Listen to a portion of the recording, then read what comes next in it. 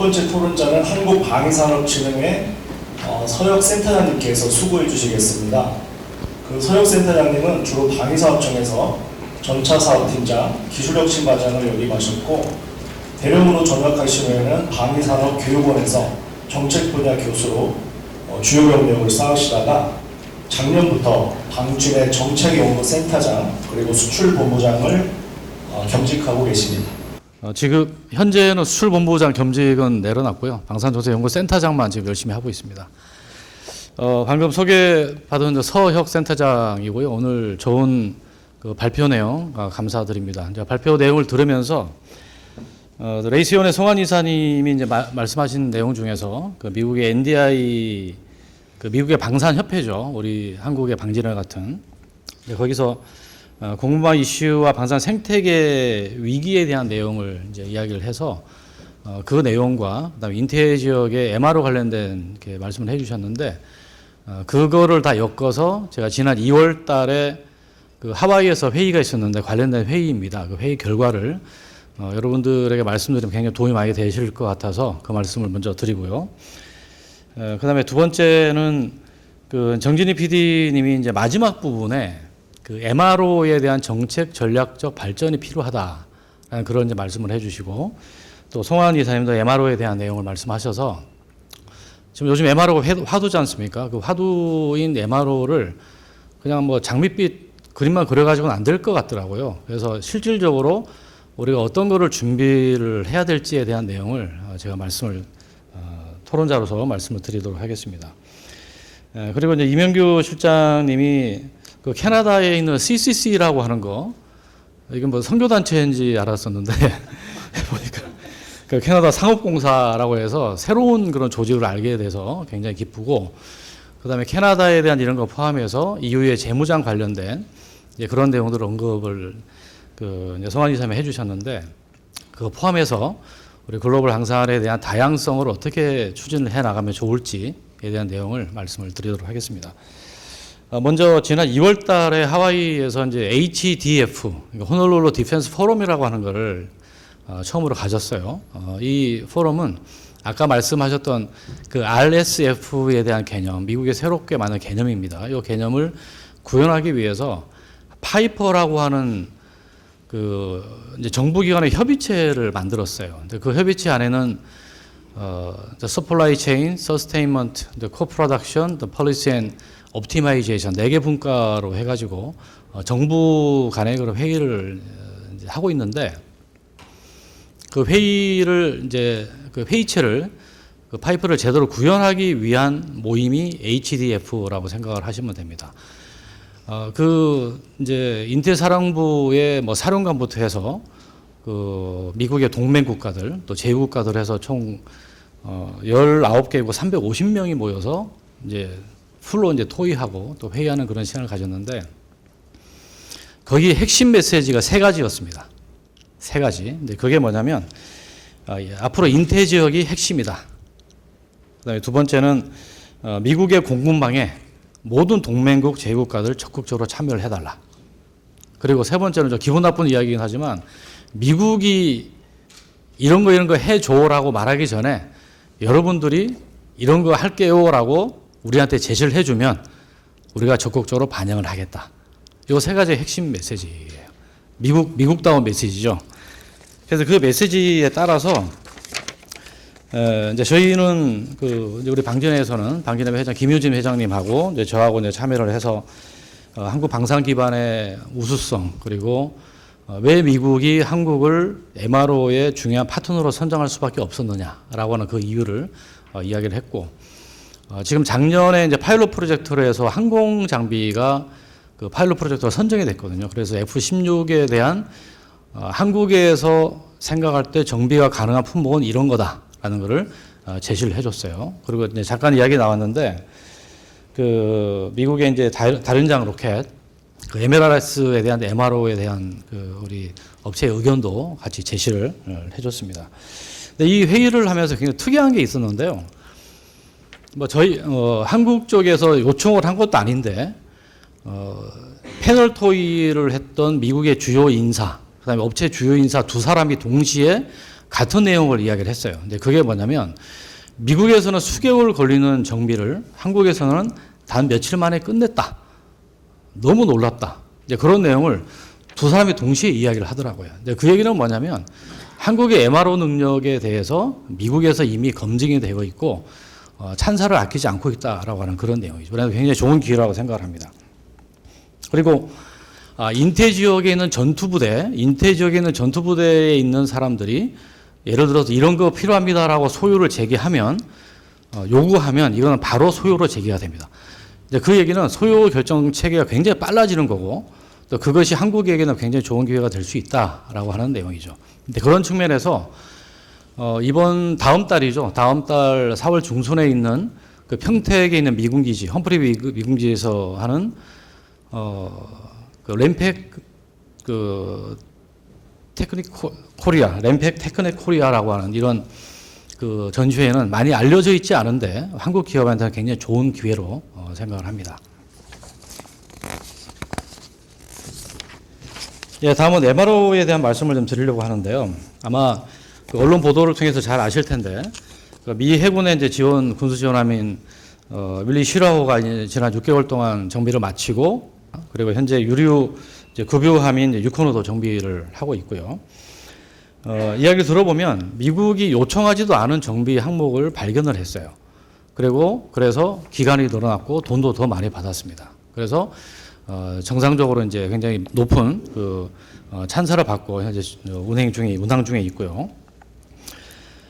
그리고 미군 장비에 대한 MRO 사업이 한국처럼 빠르고 제대로 진행되고 있는 것은 사실 없어요. 한국이 유일하다고 보시면 되고 그만큼 한국의 이제 정비 역량, MRO 기반이 탄탄하다고 보시면 되는데 그렇게 그런 생각만 가지고 있으면 안 되지 않습니까? 제가 주 MRO 관련된 거를 연구하고 발표하고 회의하고 토의하고 하다 보면 세 가지 정도를 우리가 빨리 해야 되겠다.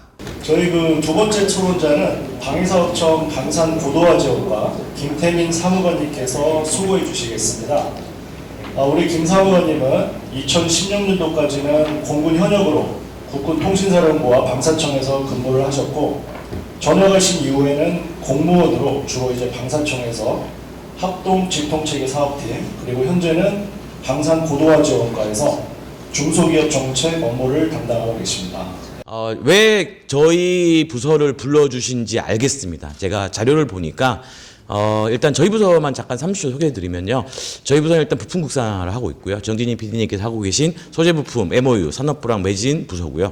그리고 레이션에도 얘기했지만 저희 수출 중소기업 수출 사업 하고 있습니다. 그리고 가치 승수도 좀 열심히 해보려고 이제 도전하고 있는 거고요. 사실 지금 이렇게 말씀드리는데 별로 안 떨려요. 근데 양쪽에서 자료를 다 준비하셨더라고요. 저는 아무것도 없거든요. 그래서 공군 SOC 때 배웠던 즉흥 연설법 한 5분 정도로 한번 끝내보도록 하겠습니다. 일단 저희가 이 주제에 맞게 좀 생각을 했던 건 뭐냐면 이미 3년 전에 준비를 하고 있었습니다. 23년 12월에 제2차 수출 전략 회의를 했는데요. 이제 판교에서 했습니다. 했는데 죽을 뻔했습니다. 네, 방사청 수출 전략 자료를 제가 만들었거든요. 근데 한 달 동안 만들면서 앞으로 트렌드가 뭘까를 고민을 했고요. 글로벌 공급망의 안정화가 필요했다. 그러면 글로벌 공급망의 안정화의 필요성을 이제 우리가 달성하기 위해서는 국내 중소기업의 육성을 통해서 튼튼한 기반 생태계를 조성해야겠다는 얘기를 이제 주제로 시작을 했었습니다. 그리고 나서 이제 VIP 보고를 할 때 두 가지 트렌드를 갖고 갔어요. 아까 여기 지금 교수님 책에도 보이지만 저는 이제 젊기 때문에 2020년 이후의 전략으로 봤을 때는 국가 첨단 전략 5대 산업을 지정을 했고요. 그리고 이제 수출 관련된 활성화, 글로벌 공급망을 통해서 우리나라 중소기업을 직접적으로 이제 글로벌 공급망에 진입시키는 면서 이제 약수 효과를 높이자 이런 두 가지 트렌드를 가지고 했습니다. 그래서 지금 제가 이제 갖고 있는 사업이 이제 첨단 전략 사업을 하기 위해서 방산혁신기업백이라는 사업을 해서 현재 62개사가 선정이 돼 있고요. 작년 연말에도 죽을 뻔했죠. GV30이라는 사업을 새로 신설을 했습니다. 아시는 분은 아시겠지만 이제 원래 27년까지 그 글로벌 공급망에 진입시키기 위한 30개 기업을 선정하겠다는 목표로 해서 올해 사업을 시작했습니다. 작년 기재부에서도 이제 시그니처 사업으로 1차 예산에 태워가지고 사업을 올렸고요. 예, 돈을 200억씩 다 준다고 하셔가지고 자기 자신 없어서 76억으로 내려놨고요. 예, 시범 사업으로 진행을 하고 있습니다. 예, 결과적으로는 이제 한 2년 전부터 이제 이런 수출에 대한 부분들 많이 고민했었고요. 그리고 이제 올해 그런 2개 사업에 그 선정된 기업은 아까 가치승수 말씀하셨지만 중소기업에 대한 가치승수가 3배에서 5배로 늘어났고요. 해당 기업을 글로벌 10대 기업에서 픽을 했을 경우에는 이제 반대급부를 5배로 주는 형태로 제도 개선도 했습니다. 이제 저희가 이제 발전시킬 수 있는 방향이라고 제가 생각을 하고 있는데 이 주제에서는 다양한 부분을 진행해왔지만 결과적으로는 중소기업과 해외 기업이 매칭이 돼야 돼요. 매칭이 되려면 제가 볼 때는 크게 2가지라고 생각합니다. 예, 자금 지원이 필요하고요. 예, 그리고 정보의 제공이 필요하다고 생각합니다. 그래서 저희가 사실은 뭐 K방산 수출 펀드라고 해서 그 방산혁신 기업이나 GV30의 기업들을 수출을 위해서 이제 펀드 조성을 해서 한 1,500억 정도 펀드를 통해서 예산을 지원해주는 부분도 신설해서 만들었지만 올해 좀 트렌드로 생각하고 있는 그 정보 자금 지원 측면에서 이런 기업들이 이제 개발품들을 단순하게 R&D에서 끝내지 않고 실제적으로 기업이 쓸 수 있도록 이제 중소기업 개발품에 대한 실증 지원 사업이라는 걸 지금 만들고 있고요. 예, 기재부가 열심히 하고 있습니다. 왜냐하면 일단 저도 이 과에서 한 5년 있어봤는데 기업들이 사실 필요한 건 뭐냐면 해외 기업에서 니네 제품을 써봤어요? 근데 이거 필드 테스트 해보셨냐? 이런 얘기를 가장 많이 하십니다. 근데 해외에서 가장 많이 원하는 거는 대한민국 군에서 한번 사용해 보셨습니까? 이런 얘기를 가장 많이 듣거든요. 그래서 저희가 이번 육군 교육사하고 육군 본부랑 협의를 해서 실증 지원 사업을 시작했고요. 올해 시범적으로 15개 중소기업을 선정해서 육군 교육사의 전투 실험을 좀 붙여보고 있습니다. 그래서 내년에는 공식적으로 예산을 정부에서 투자해서 예산 지원을 해주고 정보를 제공해줘서 사업을 추진할 계획으로 하고 있습니다. 이제 뭐 다른 전략이나 연구를 하시는 분들은 많은 정보를 저희한테 주시면 저희가 그거를 정부 예산에 반영하고 실질적으로 중소기업에 도와드릴 수 있도록 노력하고 제도 개선을 통해서 해외 기업과 연결시킬 수 있도록 할 수 있도록 그렇게 많이 저희가 고민을 하고 있거든요. 그래서 그런 부분들은 저희가 많이 받아서 반영할 수 있도록 노력할 거고요. 마지막으로는 이제 3번째 토론자인데요. 국방연구원 남기현 획득방산연구실장님께서 수고해 주시겠습니다. 저희 남 실장님은 서울대 산업공학과에서 학사 석사학위를 받으셨고요. 고려대에서 과학기술학으로 박사과정을 수료하셨어요. 그리고 2010년도부터 국방연구원에서 연구원으로 근무 중이시고 특히 이제 작년부터는 획득방산연구실장으로 재직 중에 계십니다. 방위산업과 방산학회를 사랑하시는 분들 많이 남아 계신 것 같습니다. 아까 말씀하신 것처럼 2010년에 제가 입사를 했고 그때부터 이제 방위산업 쪽에 연구를 했고 그때부터 이제 최우석 이사장님과 좀 인연을 맺어갔는데 정말 14~15년 동안 정말 학회 이끌어가시는 정말 고생 많으셨습니다. 예, 고생하셨습니다. 그리고 또 저희 학회장님 너무 반갑고 앞으로도 잘 부탁드립니다. 앞에 두 분이 말씀 너무 잘하셔가지고 상당히 부담이 되는데 그래서 몇 개 적어온 것들 좀 말씀드리겠습니다. 사실 산업이나 정부의 제도에 대해서 제가 직접 이러라 저래라 하는 것은 사실 적절하지 않은 것 같고, 연구자의 입장에서 세계 방위산업에 대한 전략들이 어떻게 흘러가고 있는지 그런 것들에 대해서 조금 정리해서 말씀드리겠습니다. 아까 송한 이사님께서 말씀하신 것처럼 미국 NDIS 발간했고 또 이 책자에도 빠르게 잘 정리가 되어 있었는데 EDIS EU에서 발간한 내용도 요 50주년 책자에도 잘 작성이 되어 있었습니다. 그 외에도 사실 호주에서도 방위산업 전략을 새로 작성을 했고 작년 12월이라든지 이럴 때부터 독일이랑 영국에서도 새롭게 방위산업 전략들 독일의 DS NSDIS 그리고 영국의 DIS 이런 것들이 발간이 되고 있습니다. 사실 각국이 처한 상황이 다르기 때문에 이 전략들이 뭐 일관적인 같은 방향을 보고 있다. 뭐 이렇게 볼 수는 없겠지만 뭐 예를 들면 미국은 회복 탄력적 공급망을 강조하고 있고 EU는 뭐 영내의 그런 어떤 방산 협력 이런 것들을 강조하고 있습니다. 그리고 호주는 그 소버레인이라고 하는 좀 어떤 자주적인 관점에서의 방산 기반 마련을 강조를 하고 있습니다. 그럼에도 불구하고 몇 가지 공통점을 한번 찾아본다고 한다면 일단 그 자국에서 우선해야 되는 어떤 그 핵심적인 그런 분야 그리고 그 동맹국과 협력해야 될 이런 기술 분야를 명확하게 식별해서 전략 방향을 설정하고 있다. 이런 것이 하나의 특징이 될 수 있겠습니다.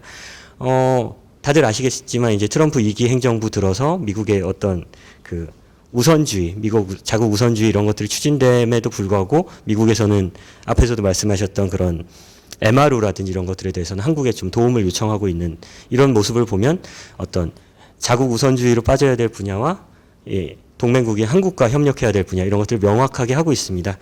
영국 DIS 이제 아직은 공식적인 문서는 나오지 않았고 이제 의향서가 나온 상태인데 거기에 내용을 봐도 첫 번째로는 Prioritize UK Business라고 해서 영국의 어떤 핵심적인 분야를 어떻게 끌고 갈 것인지 그런 전략을 첫 번째 전략으로 내세우고 있고요. 그 뒤에서 나오는 것이 이제 파트너십 구축을 어떻게 할 것인가 이런 내용들이 좀 정리가 되어 있습니다. 독일도 특정 분야의 핵심 기술 보유를 명시를 하면서 동시에 유럽 및 동맹국가의 어떤 협력을 강조하고 있습니다. 뭐 또 한 가지 또 공통적인 특징이라고 할 수 있는 것이 그런 인공지능이라든지 그런 신기술 분야에서의 그런 혁신을 강조하면서 또 산학연의 그 협력을 강조하는 것 또한 공통적인 특징이 되겠습니다. 뭐 널리 알려진 그런 사례들 미국의 팔란티어라든지 최근 이렇게 부각되고 있는 어떤 안드릴 인더스트리 이런 전통적인 방산업체가 아닌 어떤 혁신적인 기업을 국방에 어떻게 참여시킬 것인가 이런 것들이 굉장히 화두가 되고 있습니다. 특히 신기술 분야에서의 그 민간의 기술 발전 속도가 매우 빠르기 때문에 이러한 민간의 기술 혁신 기업들을 국방에 어떻게 유입시킬 것인가 이런 것들 측면에서 다양한 그런 아이디어를 모색하고 있고 방사청 입장에서도 여러 제도를 추진하고 있는 것으로 알고 있습니다.